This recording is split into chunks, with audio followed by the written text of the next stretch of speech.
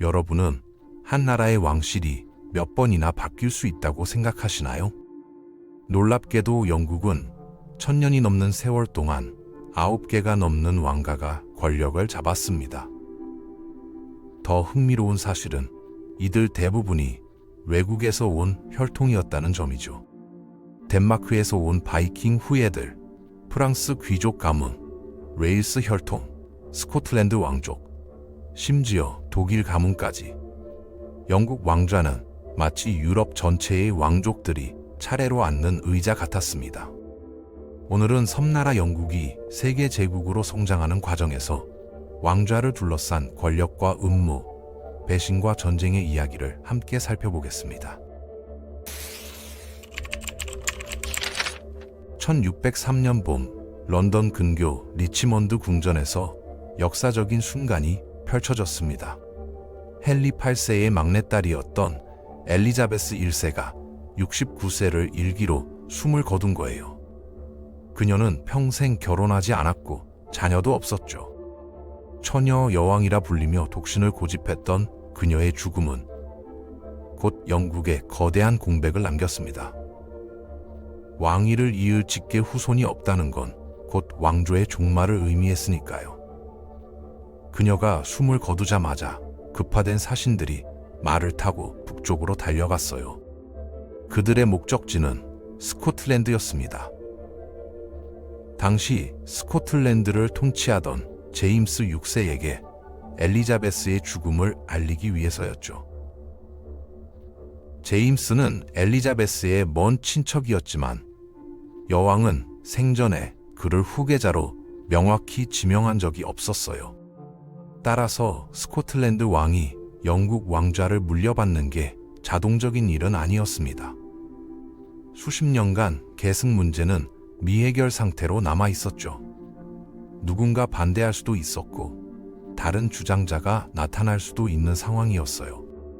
그렇지만 제임스가 귀족들과 측근을 거느리고 남쪽 런던으로 행진하면서 상황은 명확해졌습니다.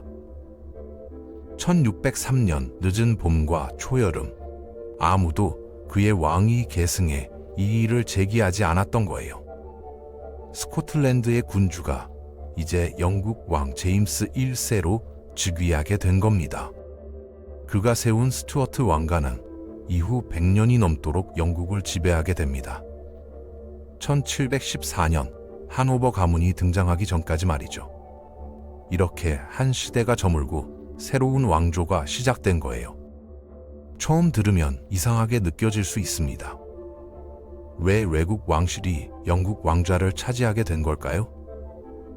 사실 영국 역사를 들여다보면 이건 전혀 특이한 일이 아니에요. 오히려 외국 혈통의 왕조가 통치하는 게 일반적이었죠. 10세기에 웨식스 왕가가 영국을 처음 통일한 이후 왕좌는 여러 가문을 거쳐 계승되었습니다. 그중 상당수가 프랑스에서 기원했고 시간이 흐르며 점차 영국화되었어요. 엘리자베스가 마지막 군주였던 투더 가문도 원래는 웨일스 혈통이었죠. 1603년에 제임스가 세운 스코틀랜드 스튜어트 왕가 역시 결국 1714년에 독일의 하노버 가문으로 교체되었습니다. 이것이 바로 영국 왕조의 독특한 역사예요. 다양한 유럽 왕실들이 차례로 이 섬나라를 통치해 온 거죠. 영국이라는 개념 자체가 서서히 형성된 과정도 흥미롭습니다.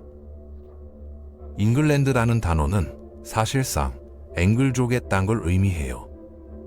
앵글족은 5세기에 이 섬으로 건너온 주요 게르만 부족 중 하나였죠. 로마인들이 410년에 브리타니아에서 철수한 뒤 거대한 공백이 생겼습니다. 이 빈자리를 채운 건 앵글족과 색슨족 같은 게르만 부족들이었어요. 그들은 주로 북서부 게르마니아와 현재의 덴마크 지역에서 왔죠. 그 후 수백 년 동안 로마가 통치하던 옛 영토에는 수많은 앵글색슨 왕국들이 생겨났습니다. 로마의 지배는 잉글랜드와 웨일스까지만 미쳤고 스코틀랜드는 로마인들이 칼레도니아라 부르던 땅으로 정복되지 않았어요. 따라서 잉글랜드는 한때 로마가 다스리던 영역을 가리키게 되었습니다. 웨일스는 시간이 지나며 별도의 정체성을 형성했죠. 로마 이전부터 있던 켈트족 문화가 앵글족과 섹슨족이 도착한 후에도 강하게 남아 있었거든요. 가장 강력했던 앵글로색슨 왕국 중 하나는 머시아였습니다. 8세기에 머시아의 오파 왕은 잉글랜드와 웨일스 국경을 따라 거대한 방어 토루를 건설하기도 했어요. 이 왕국은 거의 전체 잉글랜드를 통합할 뻔했죠. 다만 남부의 웨식스 같은 일부 세력이 머시아의 지배에 저항하면서 완전한 통일은 이루어지지 않았습니다. 잉글랜드는 나중에야 하나의 왕국으로 통합되게 돼요. 이 과정이 바로 영국 역사의 시작점이었던 셈이죠. 9세기 들어 잉글랜드는 더욱 분열된 상태였습니다. 그런데 이 혼란이 역설적으로 통일의 계기가 되었어요. 790년대부터 스칸디나비아의 바이킹들이 영국 해안을 습격하기 시작했거든요. 처음에는 수도원 같은 곳을 약탈하고 사라지는 시기였습니다. 부와 노예를 얻을 수 있는 곳을 공격하는 거였죠. 이런 패턴은 반세기 동안 계속됐어요. 서유럽 전역에서 노르드족의 습격이 반복되던 시기였습니다. 그런데 점차 상황이 바뀌었어요. 단순히 약탈만 하던 바이킹들이 실제로 영토를 점령하고 왕국을 세우기 시작한 겁니다. 865년 기독교 연대기가 대이교도 군대라 부른 대규모 덴마크 군대가 도착했죠. 그들은 동부와 북부의 노선브리아, 이스트 앵글리아를 정복했습니다. 중부 잉글랜드의 강자였던 머시아도 약화되어 한동안 덴마크의 속국이 되었어요. 덴마크인들이 남부로 진격해 웨식스를 공격하자 상황은 위기에 몰렸죠. 878년 전환점이 찾아왔습니다. 웨식스의 젊은 왕 알프레드가 에딩턴 전투에서 덴마크군을 격파한 거예요. 이후 20년간 그는 영국 대부분을 자신의 통치 아래 통합하기 시작했습니다. 899년 그가 죽을 무렵에는 이스트 앵글리아와 머시아가 웨식스의 지배하에 들어왔어요. 이것이 바로 잉글랜드 왕국 건국의 시작이었고, 알프레드는 흔히 최초의 잉글랜드 왕으로 여겨집니다. 물론 완전한 통일은 아니었어요. 노선브리아는 여전히 덴마크의 지배를 받았고, 머시아도 느슨하게만 웨식스와 연결되어 있었죠. 그래도 알프레드는 통일의 기초를 닦았습니다. 알프레드가 대왕이라 불리는 이유는 단지 영국을 완전히 통일해서가 아닙니다. 그는 덴마크의 진격을 막아냈고 동앵글리아의 덴마크인들을 기독교로 개종시키는 데 기여했어요. 더 중요한 건 그의 아들과 손자가 왕국을 완성할 수 있는 길을 열었다는 점이죠. 10세기에 그의 뒤를 이은 건 아들 에드원드였습니다. 후대 역사가들이 이 초기 군주들을 구분하기 위해 대왕 또는 장로라는 별칭을 붙였어요. 에드워드는 장로왕 에드워드라 불렸죠. 그는 아마도 진정한 첫 잉글랜드 왕이었을 겁니다. 그의 아버지 알프레드는 자신을 앵글로색슨족의 왕이라 칭했어요. 이는 잉글랜드 전체가 아니라 앵글로색슨 민족을 다스린다는 의미였죠. 에드워드는 이 칭호를 이어받았지만 실제로 머시아와 노선브리아를 어느 정도 통치했습니다.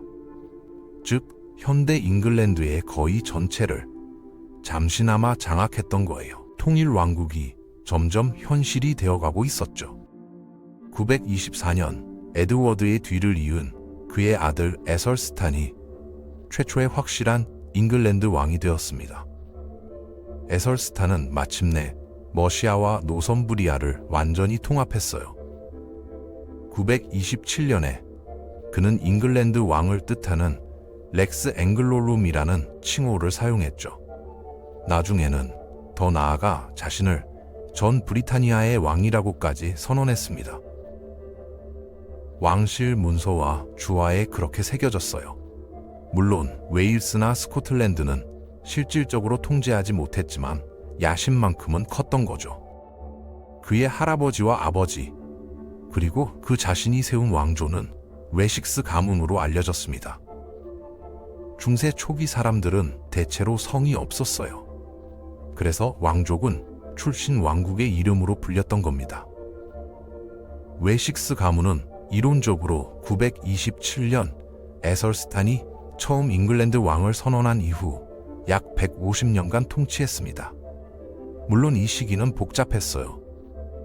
잉글랜드는 10세기 후반부터 11세기까지 통일을 유지했지만 덴마크인들은 여전히 문제였죠. 덴마크와 노르웨이에서 새로운 군대가 주기적으로 도착했습니다. 이제는 두 나라의 왕족이 웨식스 왕가와 혼인으로 얽혀 있었어요. 웨식스 왕통은 1013년까지 거의 끊임없이 이어졌죠. 그 해에 스웨인 포크비어드라는 덴마크 군벌이 침략해 준비 안 된 에덜레드를 전복시켰습니다. 그 후 혼란스러운 전쟁이 몇 년간 이어졌고 스웨인과 에델레드가 모두 사망했어요. 결국 1016년 스웨인의 아들 크누트가 잉글랜드 왕위를 차지했습니다. 그는 에델레드의 미망인 노르망디의 엠마와 결혼하며 웨식스 왕가와의 정가와의 정당성을 주장했어요. 실제로는 스웨인과 크누트가 덴마크 왕가를 위한 짧은 별도 왕조를 세운 거였죠. 덴마크 왕족의 통치하에 잉글랜드는 제국적 강국으로 부상했습니다. 크누트는 1018년에 덴마크 왕이 되었고 1028년에는 노르웨이 왕까지 되었어요. 즉, 그는 한동안 광대한 북의 제국을 지배했던 겁니다. 흔히 크누트 대왕이라 불리는 그는 1035년까지 통치했습니다. 그의 죽음 이후 두 아들 헤럴드 헤어풋과 하르타 크누트가 1042년까지 덴마크 왕조를 이어갔어요. 그런데 하르타 크누트가 갑자기 후계자 없이 죽으면서 상황이 바뀌었죠. 참해왕 에드워드가 왕위에 올랐습니다. 그는 30년 전에 전복된 에델레드의 아들이었어요. 웨식스 왕가가 다시 잉글랜드 통치자로 복귀한 겁니다. 역사의 아이러니였죠. 에드워드는 깊은 종교적 헌신으로 참해왕이라는 이름을 얻었습니다. 11세기는 기독교 부흥의 시기였고 성지로의 순례와 십자군이 시작되던 때였어요. 에드워드에게 기독교 신앙은 아마도 독신 서약을 하게 만들었을 겁니다. 웨식스의 에디스와 결혼했음에도 불구하고 말이죠. 에디스는 당시 가장 강력한 귀족 중 한 명의 딸이었어요. 독신은 모든 군주에게 문제가 됩니다. 특히 중세에는 자녀를 낳아 왕통을 보존하는 게 가장 중요한 의무였으니까요. 확실하게 알려진 건 아니지만 에드워드가 결혼 생활을 거부했다는 점은 분명합니다. 그와 에디스 사이에 아이가 없었거든요. 그래서 1066년 2월 5일 그가 죽었을 때 웨식스 가문의 직계는 그와 함께 끝났어요.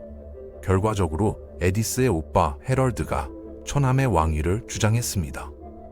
이론적으로 새로운 왕조, 헤럴드의 아버지 고드윈의 이름을 딴 고드윈 가문이 시작되는 순간이었죠. 영국 왕실 역사상 가장 단명한 왕조가 될 운명이었어요. 이미 다른 주장이 영국 해협 건너편에서 나오고 있었습니다. 노르망디 공작 윌리엄은 엘마가 노르망디 출신이었기에 자신도 참해왕 에드워드와 혈연이라고 주장했어요. 윌리엄은 노르만 기사단을 이끌고 해협을 건넜죠. 1066년 10월 14일 헤이스팅스 전투에서 헤럴드를 물리쳤습니다. 이 결정적 전투로 헤럴드 왕과 앵글로색슨 잉글랜드의 많은 지배층이 사망했어요. 고드윈 가문은 몇 달 만에 끝났고 노르망디 왕조가 시작되었습니다. 노르만 정복은 실제로 완성되는데 수년이 걸렸습니다. 그 폭력적 과정은 잔혹했어요. 노르만족이 앵글로색슨과 덴마크인을 정복하며 초토화 정책과 대규모 토지 몰수가 이어졌죠. 잔혹했지만 노르만 통치를 확고히 하는 데는 효과적이었습니다. 노르만 정복의 중요성은 아무리 강조해도 지나치지 않습니다. 단순히 새 왕조가 들어선 게 아니었어요. 잉글랜드의 문화와 전체가 변화했죠. 앵글로 색슨어, 즉 고대 영어는 순수 게르만어였습니다. 이제 윌리엄과 그의 노르만 기사들이 쓰던 고대 노르만 프랑스어와 섞이게 되었어요. 이는 로마인의 라틴어에서 파생된 로망스어였죠. 시간이 지나며 두 언어가 융합되어 현대 영어가 형성되었습니다. 게르만어와 로망스어의 요소가 섞인 혼합 언어가 된 거예요. 법률과 법정 시스템도 변했습니다. 앵글로색슨의 게르만 관습법과 노르만의 민법 체계가 결합되었죠. 이 역시 로마 제국 법률에서 더 많이 유래한 것이었어요.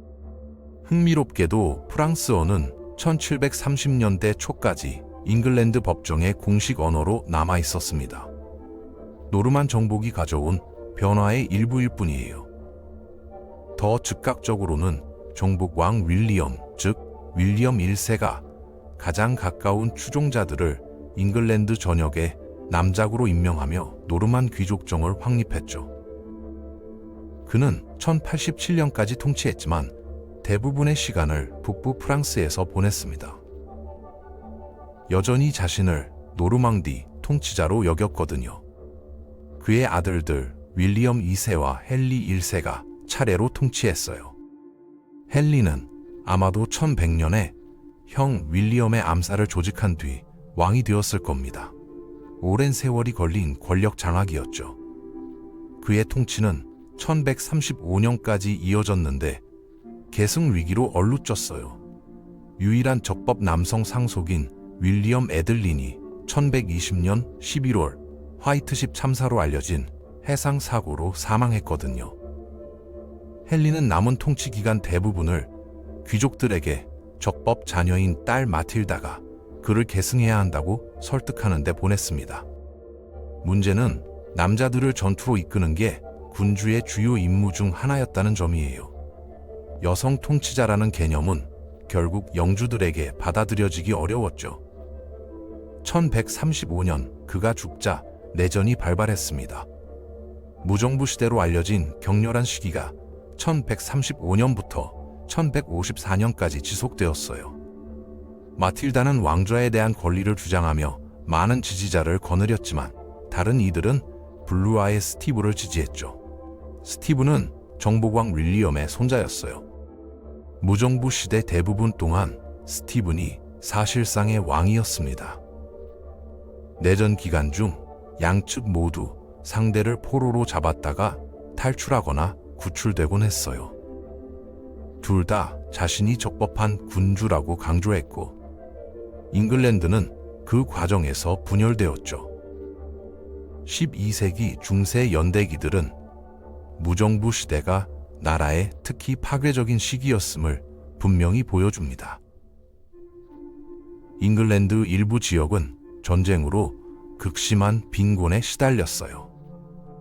결국 전쟁은 스티븐의 지정 상속인 유스타스가 1153년에 그보다 먼저 세상을 떠나면서 끝났죠. 스티븐 자신도 이듬해 사망하면서 마틸다의 아들 헨리가 헨리 2세로 즉위할 길이 열렸습니다. 왕조의 이름이 바뀌었어요. 왕위 계승이 모계를 통해 이뤄질 때 이런 일이 벌어지죠. 헨리는 어머니의 정복왕 윌리엄 혈통으로 왕이 되었지만 아버지가 제프리 플랜테전액이었기에 플랜테전액 가문의 첫 군주가 된 거예요. 제프리는 프랑스 북서부 앙주 지역의 통치자였습니다. 따라서 플랜테전액 가문도 이론적으로는 프랑스 왕조였죠. 헨리 2세는 35년간 잉글랜드를 통치했는데 종종 논란이 많은 통치였어요. 특히 영국 교회에 대한 왕실 통제를 강화하려는 그의 노력은 문제를 일으켰습니다. 이로 인해 캔터베리 대주교 토마스 베케트와 충돌하게 되었죠. 베케트는 결국 1170년에 헨리의 지지자들에 의해 살해당했어요. 더욱 끔찍한 건 이 살인이 캔터베리 대성당이라는 신성한 장소에서 일어났다는 점입니다. 이 사건 외에도 헨리는 잉글랜드 왕실을 전례 없는 권력의 자리로 끌어올렸어요. 아마도 150년 전 크누트가 북해 제국을 통치했던 짧은 기간을 제외하면 말이죠. 헨리는 잉글랜드뿐만 아니라 노르망디와 여러 프랑스 영토를 소유했습니다. 아버지의 유산은 앙주 백장령을 가져다 주었고 아키테의 엘레오노르와의 결혼으로 프랑스 서부 대부분을 장악하게 되었어요. 이 땅들은 아키텐과 가스코뉴를 중심으로 했고 중요한 항구 도시 보르도도 포함되었죠. 게다가 잉글랜드 왕실은 이미 웨일즈에 대한 광범위한 통제를 행사하고 있었어요. 완료되지는 않았지만요. 헨리 2세는 자신의 영향력을 더욱 확대해 북서쪽에서 스코틀랜드 왕과 브르타뉴 공작을 가신으로 만들려 시도했습니다.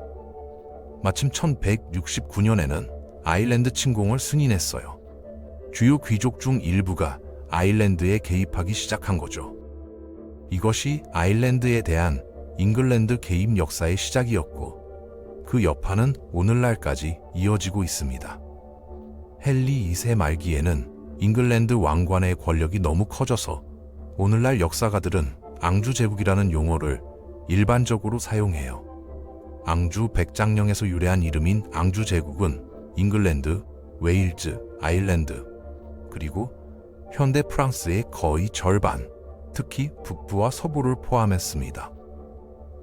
플랜테저넷의 앙주 제국은 크누트의 북해 제국만큼이나 수명이 짧았어요. 문제는 헨리가 1189년에 죽었을 때 그의 아들이자 상속자 리처드가 제3차 십자군을 이끌고 성지로 떠날 참이었다는 점입니다. 사자 신왕 또는 리처드 1세로 알려진 그는 아마도 모든 십자군 중 가장 유명한 인물이었을 거예요. 리처드와 무슬림 지휘관 살라딘이 예루살렘 통제권을 놓고 벌인 싸움 때문이었죠. 리처드의 초점이 도시 재정복에 맞춰져 있다는 건 그가 통치의 전반을 고향에서 멀리 떨어져 보냈다는 의미였어요. 그의 부재 중에 훨씬 덜 유능한 동생 존이 리처드가 임명한 귀족들의 반기를 들려 했습니다. 왕관은 약화되었는데 특히 리처드가 십자군에 많은 자원을 쏟아부었기 때문이에요. 프랑스, 스코틀랜드, 웨일즈에서 헨리 2세에 의해 정복당했던 세력들이 새로운 독립을 행사하기 시작했습니다. 리처드는 결국 1194년에 서유럽 영토로 돌아와 십자군으로 약화된 것들을 본질적으로 재건했어요. 성지에서 예루살렘 탈환에는 실패했지만 말이죠. 그 후 5년간 앙주 제국에 대한 완전한 지배를 재건하려 노력했습니다. 하지만 1199년 전투에서 입은 상처로 41세의 나이에 사망했어요. 랑그라스 공성전 중이었죠. 스페인 북부 바스크 지역의 나바르 공주 베렌가리아와의 결혼에서 자녀가 없었어요. 결혼 후 십자군 전쟁으로 함께 보낸 시간이 거의 없었으니까요. 따라서 이제 존이 존 왕으로 계승했습니다. 아마도 존 2세라는 왕이 결코 존재하지 않은 데는 이유가 있을 거예요.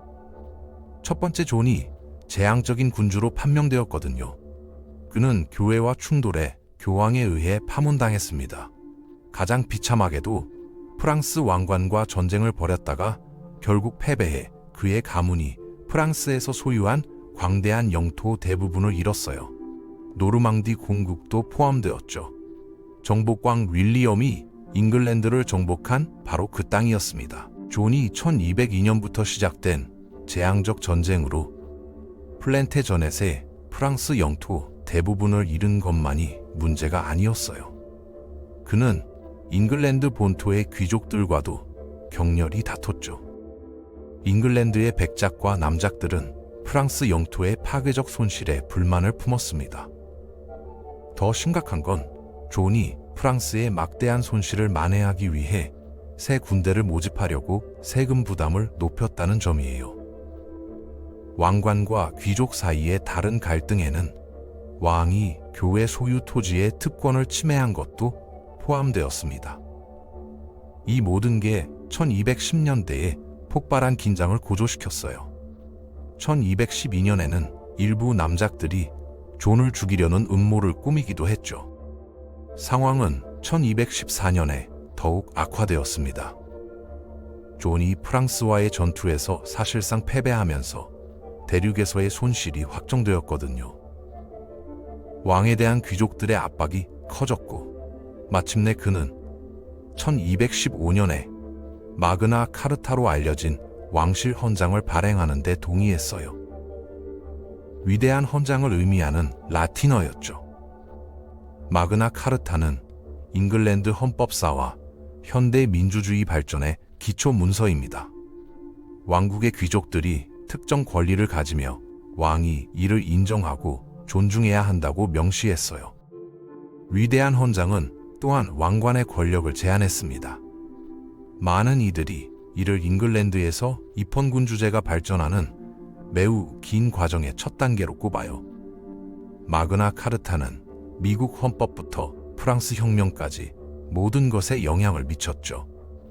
헌장은 존과 귀족들 사이에 짧은 시간 내에 더욱 격렬한 전쟁이 발발하는 걸 막지 못했습니다.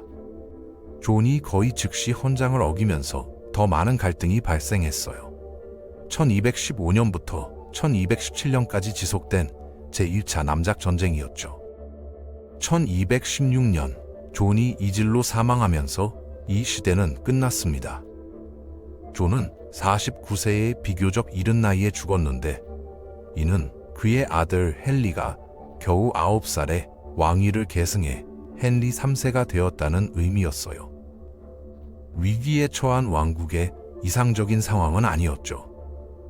그렇지만 헨리의 통치는 비교적 더 성공적이었습니다. 사실 잉글랜드 정치사에서 가장 긴 통치였어요. 헨리가 1272년까지 통치했으니 왕위에 오른 지 56년이나 된 거죠. 그는 1220년대에 스스로 통치를 시작한 후 정세를 안정시켰습니다. 또한 아버지가 잃어버린 땅 중 일부를 되찾기 위해 프랑스와 전쟁을 재개하려 시도했어요. 하지만 궁극적으로 실패했죠. 대신 헨리는 결국 프랑스와 합의에 도달했습니다. 잉글랜드 왕이 분명히 상황의 현실을 받아들이기 시작한 거예요. 헨리는 사실상 매우 평범한 군주였습니다. 오랫동안 통치하며 아버지로부터 물려받은 상황을 개선했지만 큰 화제는 없었죠. 그에게 할 수 있는 가장 큰 칭찬은 잉글랜드를 안정시키는데 도움을 주었다는 점입니다. 통치 말년에는 나라가 충분히 안정된 기반을 갖추어 그의 아들 에드워드 1세가 잉글랜드에서 가장 성공적인 군주 중 한 명이 될 수 있었어요. 에드워드는 프랑스에서 잉글랜드의 광대한 영토 손실을 보상하는데 가장 가까이 간 군주였습니다. 그는 거의 브리튼 전체를 정복했죠. 웨일즈를 사실상 잉글랜드 공국으로 축소시킨 군주라 할 수 있어요.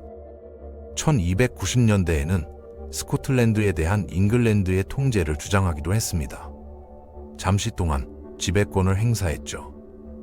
게다가 잉글랜드는 아일랜드의 대규모 지역을 확장하고 있었어요. 14세기 초에 정점에 도달했다가 게일 부흥으로 알려진 현상으로 쇠퇴하기 시작했지만요. 불행히도 에드워드 1세와 플랜테저넷 왕조에게 강력한 왕은 종종 약한 왕이 뒤따르곤 했습니다. 이는 잉글랜드 왕좌 수호자들에게 매우 흔한 패턴이 되어가고 있었어요. 웨일즈 정복자는 1307년에 사망했고 아들 에드워드 2세가 계승했죠. 새 군주는 피어스 게브스턴과 휴 디스펜서 같은 왕실 총애자들을 승진시킨 것으로 악명을 얻었습니다. 그들은 아마도 그의 남성 애인이었을 거예요. 이 사람들과 그들의 가족은 왕에 대한 영향력을 이용해 대규모 파벌 네트워크를 구축했죠. 그들은 사회적 균형을 무너뜨리며 상당한 권력과 부를 축적했어요. 문제를 더 악화시킨 건 스코틀랜드 정복이 광범위하게 역전되었다는 점입니다. 로버트 브루스 같은 인물들이 반란을 확대하며 잉글랜드 지배에 저항했죠. 스코틀랜드의 이런 반대는 에드워드 1세 시대에 이미 뿌리를 내렸지만 이제 스코틀랜드의 독립을 다시 이루어냈어요. 1310년대 중반 유럽을 휩쓴 끔찍한 기근은 상황을 더욱 악화시켰습니다. 그 중요성은 30년 후 치명적인 흑사병이 유럽에 상륙했을 때보다 자주 간과되곤 해요. 결국 에드워드의 디스펜서 가족에 대한 편애는 로저 모티머를 포함한 많은 강력한 귀족들을 소외시켰습니다. 그는 에드워드의 아내 프랑스의 이사벨라와 관계를 맺고 에드워드 2세를 전복시켰어요. 어린 아들 에드워드 3세를 왕으로 추대한 거죠. 1327년에 일어난 일이었습니다. 14세의 에드워드 3세는 1317년 1월 잉글랜드 왕이 되었지만 사실상 모티머와 이사벨라가 통치했어요. 에드워드가 1330년까지 그랬습니다. 어린 나이에 모티머에 맞서 행동하고 그를 처형함으로써 통찰력을 보였죠. 그 후 에드워드는 스스로 통치하기 시작했어요. 에드워드의 통치는 18세기 이전 두 번째로 긴 통치로 1377년까지 지속되었습니다. 엄청난 영향을 미쳤죠. 1337년에 그는 프랑스와 전쟁을 벌였어요. 처음에는 증조부 존 왕 시대에 잃어버린 영토 일부를 되찾고자 했지만 곧 프랑스 왕위를 차지하려는 더 큰 야망을 키웠습니다. 오랫동안 프랑스를 통치해온 카페 왕조의 분파가 1328년 샤를 4세의 죽음과 함께 소멸되었어요. 샤를은 발루아의 필립 6세로 계승되었는데 그는 새 발루아 가문의 첫 군주였죠. 문제는 에드워드가 실제로 프랑스 왕위에 대한 더 강력한 권리를 가지고 있었다는 점입니다. 샤를 4세가 그의 삼촌이자 어머니 이사벨라의 형제였으니까요. 따라서 1340년에 에드워드는 프랑스 왕위에 대한 권리를 주장하기 시작했어요. 이것이 백년 전쟁의 시작이었습니다. 잉글랜드 군주들이 프랑스에서 대륙 제국을 재건하려 시도하고 가능하다면 한 통치자 아래 잉글랜드와 프랑스 왕관을 합칠 수도 있었던 전쟁이었죠. 처음에 에드워드는 1340년대와 1350년대에 상당한 성공을 거두었습니다. 시간이 지나면서 그의 노력은 교착 상태에 빠졌어요. 1360년대와 1370년대에 이르러 전쟁은 정체되었죠. 잉글랜드군이 노르망디 주변 프랑스 불부를 탈환하면서 보르도, 아키텐, 가스코뉴를 중심으로 서쪽에 강력한 권력 기반을 갖게 되었습니다. 에드워드 3세는 중세 잉글랜드 최고의 군주로 꼽혀요. 단순히 프랑스에서 왕관의 지위를 회복하고 존 왕이 겪었던 굴욕을 되돌린 것만이 아닙니다. 그는 중세 후기 유럽에서 가장 중앙 집권적인 왕국 건설을 감독했어요. 효과적인 정부, 세금 시스템, 사법부를 갖춘 나라였죠. 게다가 에드워드는 나라를 흑사병이라는 대격변의 위기 속에서 이끌었습니다. 1346년부터 유럽을 휩쓴 전염병의 첫 번째이자 가장 강력한 물결이었어요. 다음 10년간 대륙 인구의 3분의 1을 죽인 것으로 추정됩니다. 또한 에드워드는 윈저성을 런던 서쪽 왕권 중심지로 건설하는데 큰 역할을 했어요. 그는 저지대 국가 귀족 가문의 강력한 여성 에노의 필리파와 결혼했죠. 이는 다음 세기 이상 동안 잉글랜드 왕조 정치에 엄청난 결과를 가져올 거였습니다. 에드워드와 필리파는 총 13명의 자녀를 두었어요. 일부는 유학이나 흑사병으로 사망했지만 5명의 아들은 성인이 될 때까지 살았죠. 장남 흑태자 에드워드는 1160년대 프랑스 전쟁 지도자로 잉글랜드의 강력한 인물이 되었습니다. 하지만 그는 아버지보다 1년 먼저 사망해 결코 왕이 되지 못했어요. 다른 아들들 중 세 번째인 랭커스터의 곤트 공작 존이 여러 면에서 가장 중요했습니다. 존은 잉글랜드 전역에 광대한 영지를 물려받았고 그의 왕실 가문은 엄청난 영향력을 행사하게 되었어요. 둘째 아들 클래런스 공작 라이오넬의 후손들과 네 번째 아들 요크 공작 에드먼드도 곧 14세기 후반과 그 이후 잉글랜드에서 새로운 불안과 내전의 물결에서 역할을 맡게 됩니다. 1377년 에드워드 3세가 죽자 유능력한 잉글랜드 통치자가 약하고 무모한 자에게 자리를 내주는 익숙한 패턴이 이어졌어요. 이번에는 에드워드의 10살 손자 리처드 2세, 흑태자의 아들이자 상속인이 대신했죠. 리처드는 1380년대에 성장하면서 스스로 통치권을 갖게 되었습니다. 문제가 빠르게 나타나기 시작했는데 세기 초 에드워드 2세의 통치를 반영하는 종류였어요. 리처드는 귀족들 사이에서 신참자들을 선호하는 경향이 있었죠.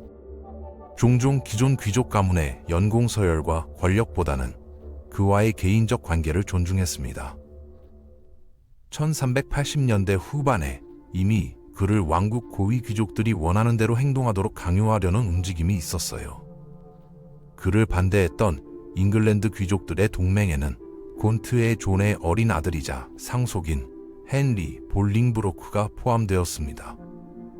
리처드는 한동안 그의 최악의 충동을 억제했죠. 하지만 1390년대에 왕은 더욱 단호하게 나서서 1380년대에 그를 저항하려 했던 사람들을 물리쳤어요. 그의 사촌 헨리 볼링브로크와의 관계는 특히 긴장되었고 결국 볼링브로크는 프랑스로 망명하게 되었습니다. 리처드는 볼링브로크를 아버지의 광대한 자귀와 토지의 후계자로 인정하기를 거부했어요. 1399년 초 곤트의 존이 사망하자 헨리는 재빨리 공격을 감행했습니다. 그해 여름 리처드는 아일랜드에서 왕의 권위를 되살리기 위한 캠페인을 벌이고 있었는데 헨리는 거의 피를 흘리지 않고 나라를 장악했어요. 리처드가 잉글랜드로 돌아온 후 체포되어 폐위되었고 그 후 헨리는 잉글랜드 왕 헨리 4세로 대관되었습니다. 어떤 면에서 이는 플랜테저넷 가문의 연속이었지만 헨리는 종종 아버지의 공작 자귀를 따라 랭커스터 가문의 첫 군주로 여겨져요. 헨리 4세 통치의 가장 두드러진 측면은 랭커스터 가문의 권력 장악이었습니다. 그 후 그는 자신의 어려움을 꽤 빨리 깨달았어요. 실제로 왕에 반대하는 것보다 왕이 되는 게 훨씬 더 쉽다는 걸 알게 된 거죠. 먼저 그는 중세 후긴 웨일즈에서 가장 큰 반란에 직면했습니다. 오웨인 글린두르라는 지역 통치자가 이끄는 시대였어요. 게다가 조기 질병과 아들이자 상속인 몬머스의 헨리 주변을 둘러싼 궁정 내 새로운 파벌의 반대에 시달렸죠. 결국 그의 건강 문제, 아마도 나병이었을 가능성이 있고 확실히 심각한 피부 질환이 포함되어 1413년 46번째 생일을 앞두고 사망에 이르게 했습니다. 결과적으로 그의 어린 아들이 불과 26세 나이로 헨리 5세로 왕위를 계승했어요. 그는 이미 노련한 정치인이자 군사 지휘관이었지만요. 헨리 5세의 통치 기간은 비교적 짧았지만 동시대인들과 그 이후 잉글랜드 역사가들로부터 찬사를 받았습니다. 그는 웨일즈 반반란을 진압했고 장기간의 주적 끝에 프랑스와의 백년 전쟁을 재개했어요. 에드워드 3세 시대 이후 프랑스에서 군사적 교전이 있었죠. 1415년 10월 25일 일성 크리스핀의 날, 헨리와 그의 잉글랜드 장군병들은 아젠쿠르 전투에서 프랑스 중기병대의 압도적인 승리를 거두었습니다. 그 이후 기간에 헨리가 프랑스를 강제로 1420년 트루아 조약을 체결하게 하면서 프랑스 지배권을 주장하기 위한 잉글랜드 전쟁은 최고조에 달했어요. 헨리는 이제 발루아의 캐서린, 프랑스의 샤를 6세의 딸과 결혼했죠. 헨리는 노련이고 정신적으로 불안정한 샤를이 죽으면 그를 계승해 프랑스 왕이 될 것이라는 약속을 받았습니다. 에드워드 3세의 잉글랜드와 프랑스를 그 또는 그의 후손 중 한 명의 통치 아래 합치려는 꿈이 실현될 순간이 가까워진 듯 했어요. 잉글랜드 왕조사에는 너무나 자주 수만적 성격이 있었습니다.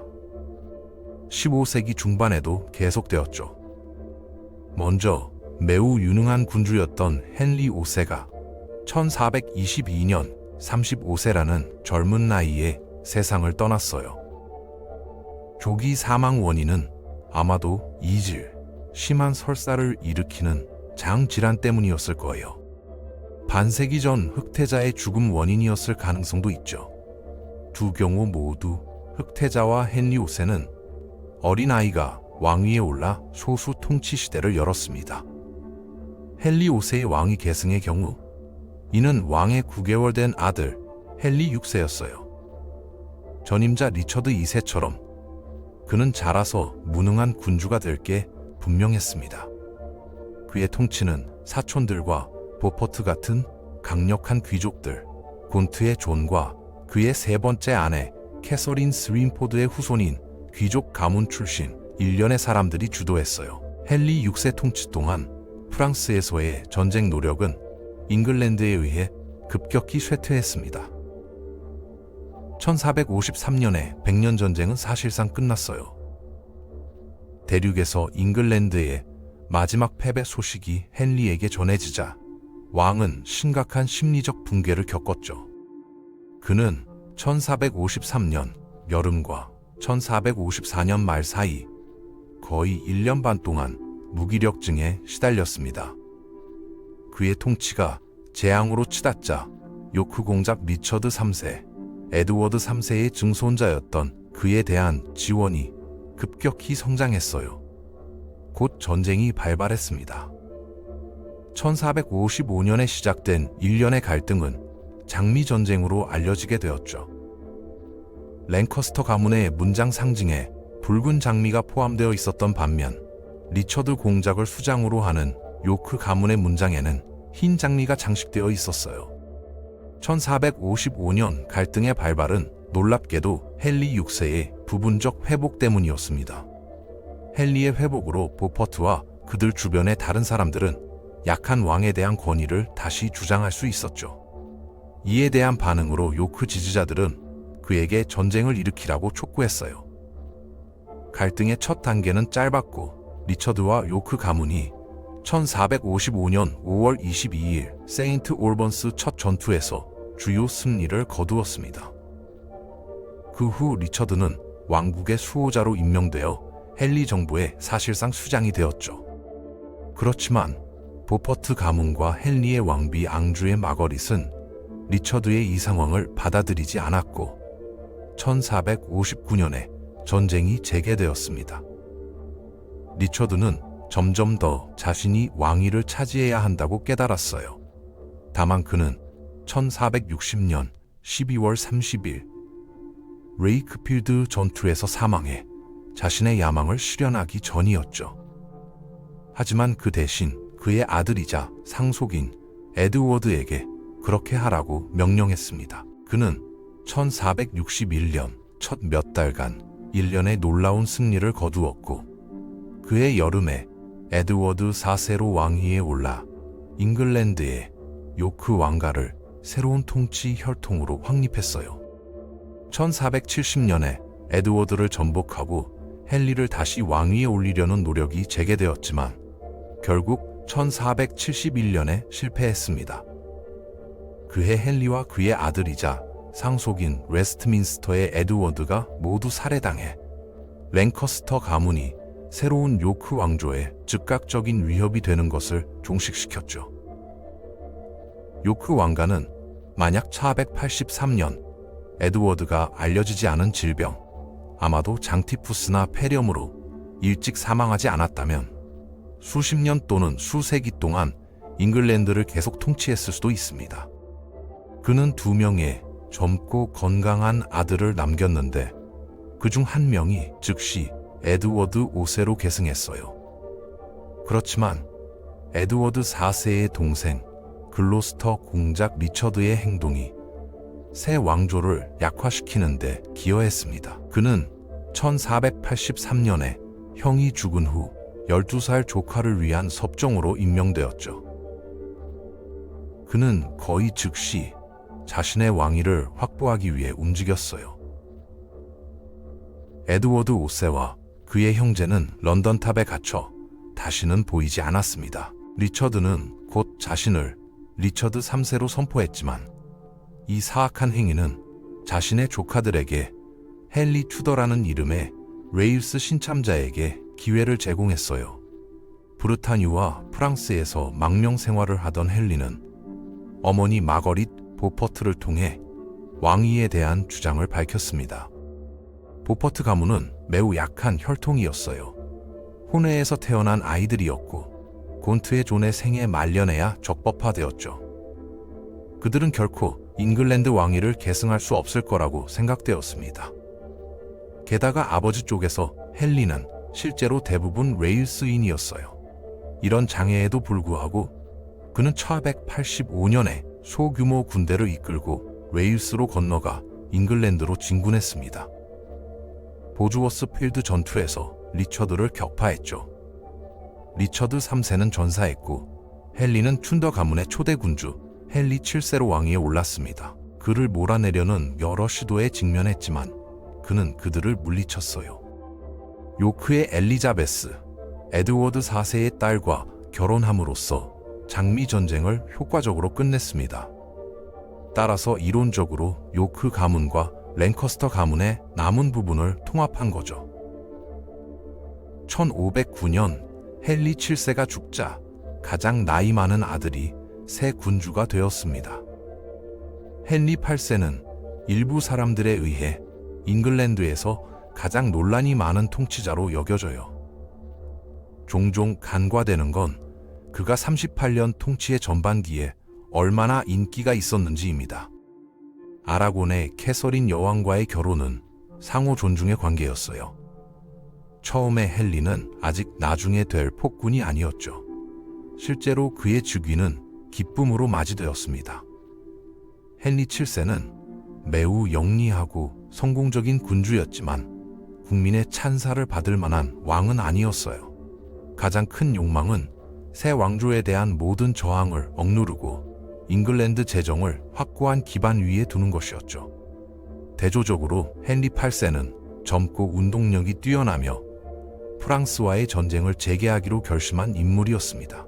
하지만 시간이 지나면서 상황이 바뀌었어요. 1520년대에 아라곤의 캐서린과의 결혼은 건강한 딸을 낳았지만 헨리는 왕위 계승을 보장할 적법한 남성 상속자가 없었죠. 그러다가 앤 불린과 얽히게 되었고 곧 캐서린과 이혼하고 앤과 결혼하면 필요한 아들을 낳아줄 것이라고 확신하게 되었습니다. 결국 헨리는 로마 가톨릭 교회와 헤어져야 했고 그의 정부는 개신교 파벌에 의해 침투당했어요. 그가 개신교도는 아니었지만 이혼을 성사시키기 위해서였죠.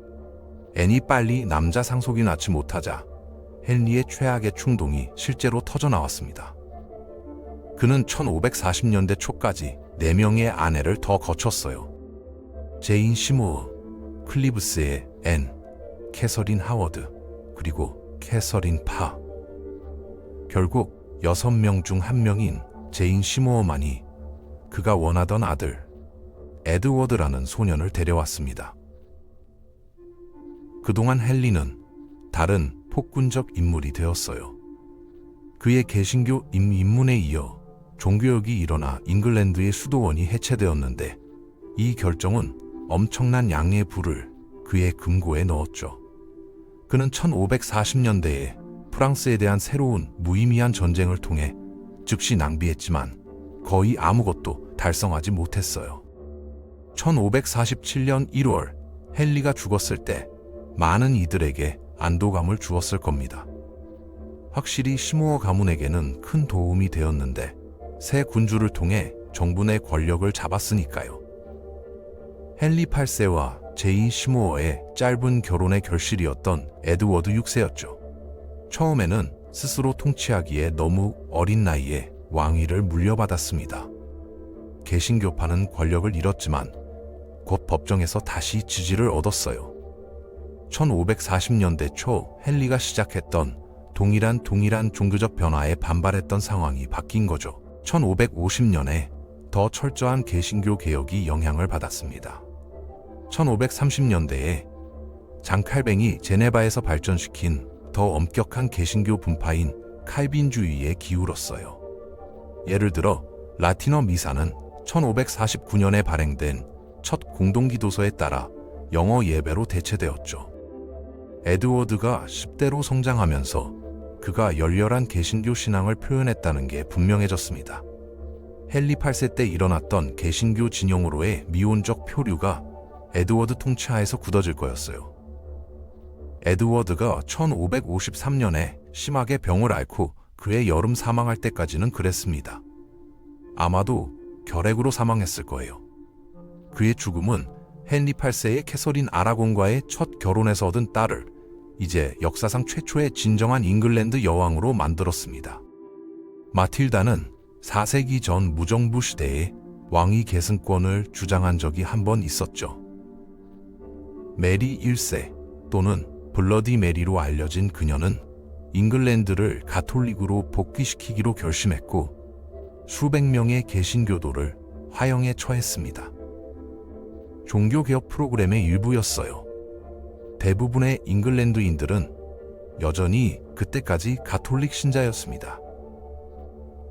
잉글랜드의 개신교는 메리가 1558년에 자궁암으로 사망하지 않았다면 무너졌을 거예요. 따라서 마지막으로 살아남은 헨리 8세의 적법 자녀, 그 딸의 탄생이 너무나 실망스러웠던 그녀가 1533년엔 불린의 딸로 태어나 엘리자베스 1세라는 이름으로 왕위에 올랐습니다. 엘리자베스의 통치는 역설적이었어요. 그녀는 45년간 통치했고 19세기 빅토리아 시대 역사가들에 의해 대영 제국의 길을 연 잉글랜드 군주로 칭송받았죠. 이 중 일부는 사실입니다. 마틴 프로비셔, 험프리 길버트, 프란시스 드레이크 같은 탐험가들이 그녀의 통치와 후원하에 대서양을 탐험하고 세계 일주를 했어요. 월터 롤리는 미국이 될 곳에 최초의 잉글랜드 식민지를 건설하려 시도했죠. 아일랜드는 수세기 동안 수십 명의 독립적인 게일 영주들과의 갈등과 싸움 끝에 마침내 완전히 정복당했습니다. 고향에서는 개신교 개혁이 엘리자베스의 중도 노선처럼 보다 온건한 형태로 자리 잡았어요.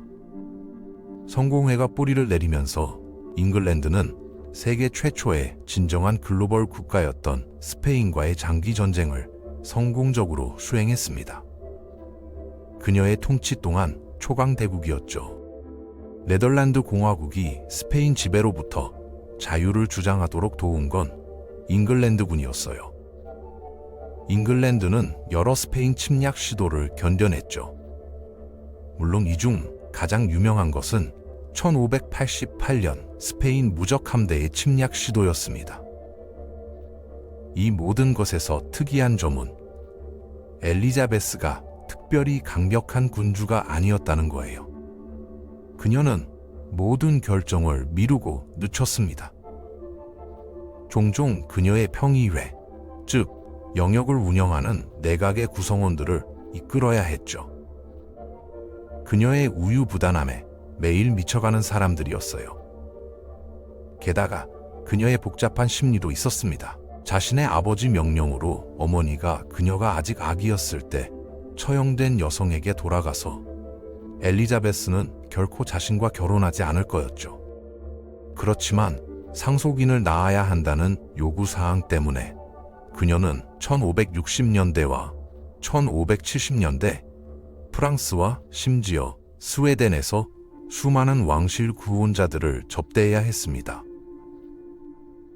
결국 처녀 여왕이 1603년에 죽자 그녀의 스코틀랜드 사촌 제임스가 왕위를 차지했죠. 헨리 8세의 딸 중 한 명인 마거릿 투더가 정확히 한 세기 전 제임스 4세와의 결혼을 통해 투더 가문의 후손이 된 덕분이었어요. 제임스는 남쪽으로 달려가 왕좌를 차지했습니다. 투더 가문은 118년 만에 끝났고 스튜어트 가문이 잉글랜드에서 권력을 잡았죠. 마침내 정복이 아닌 한 사람의 통치하에 브리튼 전체를 통합했습니다. 에드워드 1세 같은 군주들이 시도했지만 단순한 결혼과 생물학의 우연으로 이루어진 거였어요. 제임스 1세의 통치는 여러 면에서 잉글랜드 또는 브리튼 역사상 가장 성공적인 것 중 하나입니다. 예를 들어 그의 통치 동안 잉글랜드 해외 식민 제국에 확고한 뿌리가 마련되었어요. 북미의 첫 영구 잉글랜드 식민지는 1607년 버지니아의 제임스타운에 설립되었죠. 13년 후 메이플라워 호가 뉴 잉글랜드에 도착했습니다. 그의 통치가 끝날 무렵인 1625년에는 카리브해 일부 작은 섬들의 첫 잉글랜드 식민지가 설립되었어요. 제임스의 통치는 또한 아일랜드 얼스터 농장에 대규모 영향을 미쳤습니다. 수천 명의 스코틀랜드 정착민이 이 나라 북부로 유입되었고, 이는 오늘날까지 여전히 영향을 미치는 사건이에요. 그렇지만 제임스는 또한 궁정 총애자들에게 재정적 선물을 무모하게 제공한 낭비벽이 강한 군주였습니다. 이는 어느 정도 그의 아들 찰스 1세 통치 기간의 어려움에 기여했어요. 다만 단순히 찰스가 가난한 재정 상태를 물려받은 것만은 아니었죠. 찰스는 더 많은 돈을 벌기 위해 의회 없이 통치하고 잉글랜드 전역에 종교적 균일성을 부과하려는 절대 군주가 되려고 노력했습니다. 그 과정에서 찰스의 행동은 1215년 마그나 카르타 이후 수백 년간의 헌법적 진화를 역전시켰어요. 의회를 중심으로 한 정치 공동체가 이를 받아들이자 1642년에 잉글랜드에서 내전이 일어났죠. 1640년대를 특징 짓는 잉글랜드 내전은 1630년대 후반 스코틀랜드에서 시작되고 1641년 늦가을 아일랜드에서 일어난 대규모 반란을 포함한 스튜어트 영토 전체에서 일어난 더 광범위한 갈등의 일부였습니다. 오늘날 삼국 전쟁으로 더 널리 알려진 이 전쟁들이에요. 이런 문제를 극복하기 위해 찰스는 끊임없이 한 편을 다른 편과 대립시키려 노력했죠. 심지어 1640년대 중반 잉글랜드 의회에서 자신의 적들을 물리치기 위해 아일랜드 가톨릭 교도들과 동맹을 맺는 것도 용납했어요. 결국 그의 속임수와 군사적 패배 후에도 계속된 사기 행각으로 찰스는 의원들에게 패배했습니다. 올리버 크로웰이 이끄는 의원파 급진파는 찰스를 재판에 회부했고 1649년 1월 30일 그는 처형되었어요. 더욱이 크로웰 파벌은 그의 자리에 다른 왕위 주장자를 받아들이기를 꺼렸습니다. 그래서 1649년에서 1660년 사이 11년이라는 짧은 기간 동안 잉글랜드는 공화국이 되었죠. 1653년부터 1658년까지 크로웨디 호국경은 체제였어요. 이것은 잉글랜드가 긴 역사에서 공화국이었던 유일한 경우입니다. 1658년 크로멜이 죽은 지 2년 후 이 급진적 실험은 중단되었죠. 찰스 1세의 아들이자 상속인이 대륙에서 귀국했고, 군주제는 왕의 권력이 1640년대 찰스 1세 패배의 징계 이후 축소되었지만 회복되었어요. 잉글랜드가 여전히 스코틀랜드, 아일랜드와 구별되는 개별 왕국이었던 시기는 끝나가고 있었습니다. 같은 군주가 통치하는 나라들이었지만 서로 가까워지고 있었죠. 곧 더욱 통일된 브리튼 국가가 등장할 거였어요.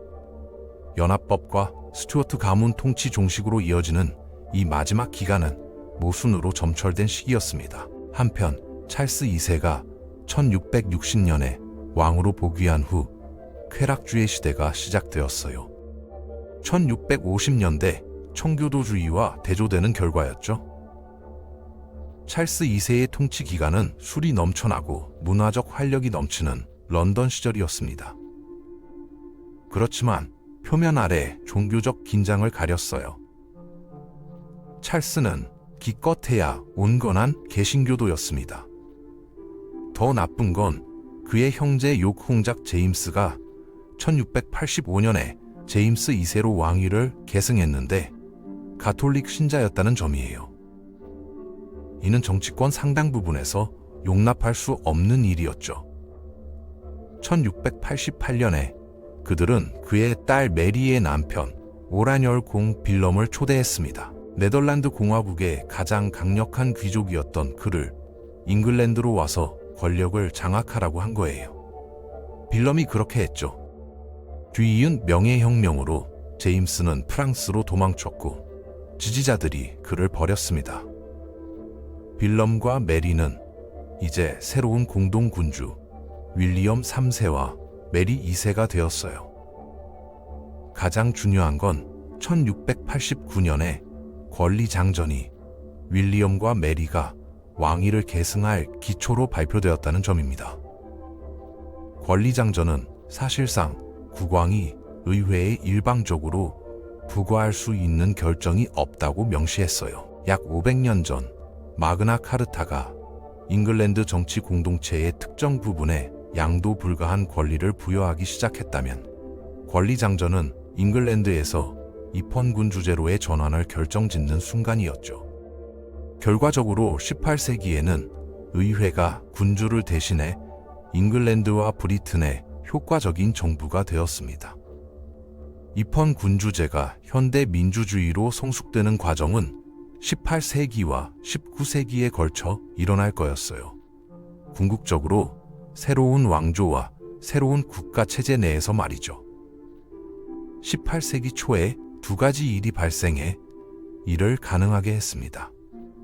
먼저 1707년에 잉글랜드 왕위와 스코틀랜드를 통합하기 위한 연합법이 통과되었어요. 제임스 1세가 1603년에 남쪽 런던으로 향했을 때 두 나라를 그의 유일한 통치 아래 통합했지만 두 왕과는 분리되어 있었죠. 스코틀랜드 행정부는 에든버러에서 계속 유지되었습니다. 연합법은 이를 바꿔 브리튼 국가를 열었어요. 1801년에 또 다른 연합법은 그레이트 브리튼과 아일랜드 연합왕국을 탄생시켰죠. 둘째, 스튜어트 가문은 1707년 연합법 제정 후 불과 7년 만에 종말을 고했습니다. 메리 2세는 1694년에 사망했고 그녀의 남편은 1702년에 세상을 떠났어요. 이로 인해 메리의 여동생 앤이 1702년 스튜어트 가문의 마지막 군주가 되었죠. 그녀는 17번의 임신으로 모든 자녀를 잃은 비극적인 출생 이력을 가진 여성이었습니다. 따라서 그녀가 1714년에 사망했을 때 스튜어트 가문의 혈통은 끝났어요. 그녀의 후계자는 독일 북부 하노버의 선제후 조지였죠. 그는 어머니 쪽으로 제임스 1세의 증손자였습니다. 잉글랜드가 18세기 세계 제국주의 강국으로 부상하는 것을 감독한 건 하노버 왕가였어요. 군주적 잉글랜드는 종말을 맞이하고 있었습니다. 이제 의회와 왕관을 중심으로 한 입헌 군주제인 새로운 브리튼이 등장하고 있었죠. 10세기 잉글랜드 통일왕국의 첫 등장부터 1707년 활발한 연합까지의 브리튼 역사는 9개 이상의 왕조를 포함하는 복잡한 이야기입니다. 랭커스터와 요크 가문을 플랜테저넷과 별개로 본다면 말이에요. 또한 1066년 단명한 고드윈 가문도 포함되죠. 이 왕조들 대부분은 잉글랜드 밖에서 적어도 아버지 쪽 남계에서 기원했습니다. 예를 들어 11세기의 덴마크 왕가는 덴마크 왕족의 혈통이었지만 노르만디와 플랜테저넷은 프랑스에서 유래했어요. 튜더는 남계가 웨일스였고 스튜어트 가문은 스코틀랜드 출신이었죠. 이제 그들은 독일 가문으로 대체되고 있었지만 이들 모두는 특히 각 가문의 모계 쪽에서 잉글랜드와 관련이 있었습니다.